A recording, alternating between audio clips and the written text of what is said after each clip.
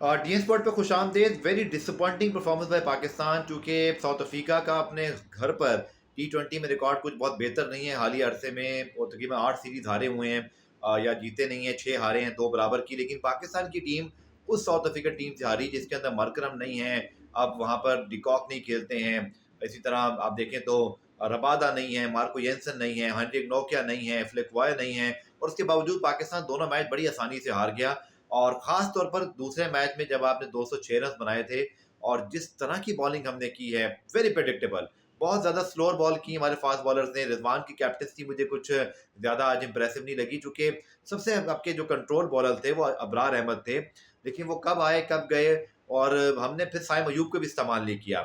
और ये भी याद रखिए कि पाकिस्तान की यही टी20 टीम की जो तकरीबन रिफ्लेक्शन है वो हमारी वनडे टीम में दिखाई देती है। आज के मैच में यकीनी तौर पर साइम अयूब के 98 बहुत शानदार थे। इरफान खान नियाज़ी का मिड ऑर्डर में फाइनली चलना पाकिस्तान के लिए बहुत अच्छा शगुन है, क्योंकि हमें चैंपियंस ट्रॉफी से पहले एक अच्छे मिड ऑर्डर प्लेयर की ज़रूरत है। लेकिन जिस अंदाज से हमने बॉलिंग में सरेंडर किया है, और जिस तरह हम साउथ अफ्रीका की तकरीबन बी टीम से ये सीरीज़ हार गए हैं।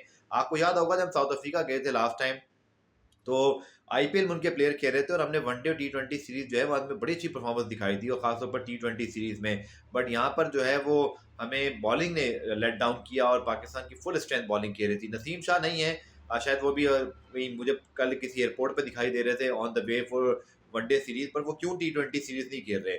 आरिफ रऊफ क्यों अब तक डेथ बॉलिंग कर रहे हैं। पाकिस्तान के थिंक टैंक प्रीशियस किसी को पता था, जब से उन्होंने विराट कोहली से छक्का खाया उसके बाद से लेके अब तक वो हर दफा 19 ओवर की आखिरी 3 गेंदों पर छक्का चौका खा के अगली टीम को मैच जितवा देते हैं। हारिस रऊफ की डेथ बॉलिंग पर, पाकिस्तान की डेथ बॉलिंग पर सीरियस सवालिया निशान है। हमारे पास डेथ बॉलिंग में कोई ऐसा बॉलर नहीं है। इवन शाहीन शाह अफरीदी स्ट्रगल, आपको याद होगा मैथ्यू वेड वाला वो मैच, इसी तरह बहुत सारे और मैच, और अब हारिस रऊफ का भी वो पैटर्न बन गया है। ये बहुत बड़ा सवालिया निशान है, क्योंकि हमारे फास्ट बॉलर या हमारे पास मैच फिनिशर ना तो बैटिंग में है और ना बॉलिंग के अंदर है। खासतौर बॉलिंग में हमारे पास वो बॉलर ही नहीं रहे जो मैच जितवा सकें। और ये याद रखें कि साउथ अफ्रीका की इस टीम को हराना शायद बहुत मुश्किल नहीं था। आप अच्छी क्रिकेट खेल के जीत सकते, लेकिन उनकी जो वनडे टीम है, जिसके अंदर रबादा, महाराज, मरकरम, उनके पास इतना ऑलरेडी जो क्लासन, वंडरडसन, रेदा हैंड्रिक्स, उनके पास रबादा, इसी तरह शम्सी, महाराज, बहुत स्ट्रॉन्ग किस्म की वनडे टीम है। और आप फखर जमान के बगैर हैं, तो बहुत मुश्किल होगा वनडे में, और टेस्ट सीरीज के अंदर भी उनको हराना। साउथ अफ्रीका ने अभी आपने देखा कि श्रीलंका ने को भी जो है वो 46 पे एक मैच में ऑल आउट किया।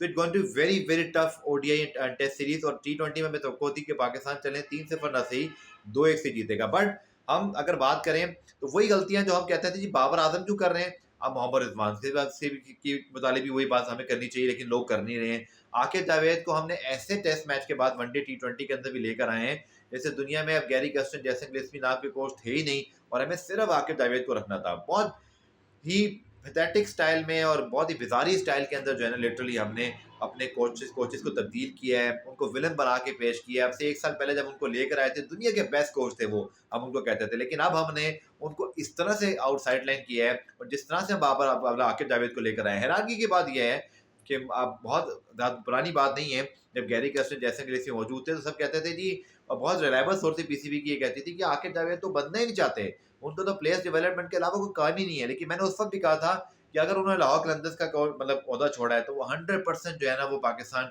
की जो है वो टीम में आएंगे। और आपको मैं एक और चीज़ भी प्रोडिक्शन कर दूं कि शायद चैंपियंस ट्रॉफी में अगर गड़बड़ होती है तो आप देखिएगा आकिब जावेद दोबारा लाहौर कलंदर्स को ज्वाइन कर लेंगे। ये मेरी गट फीलिंग है। बहरहाल जी, पाकिस्तान क्रिकेट के मामला जैसे चल रहे हैं कुछ समझ नहीं आ रही। हमें चैंपियंस ट्रॉफी की अच्छी खबर जरूर मिली कि आज शायद हमें शेड्यूल मिल जाएगा, बट चैंपियंस ट्रॉफी के लिए क्या हम तैयार हैं?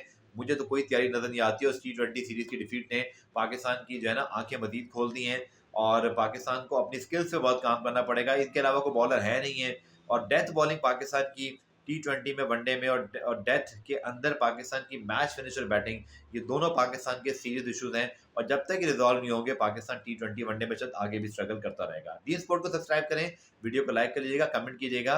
इंशाल्लाह नेक्स्ट वीडियो में आपसे मुलाकात होती है। टेक केयर, खुदा हाफिज।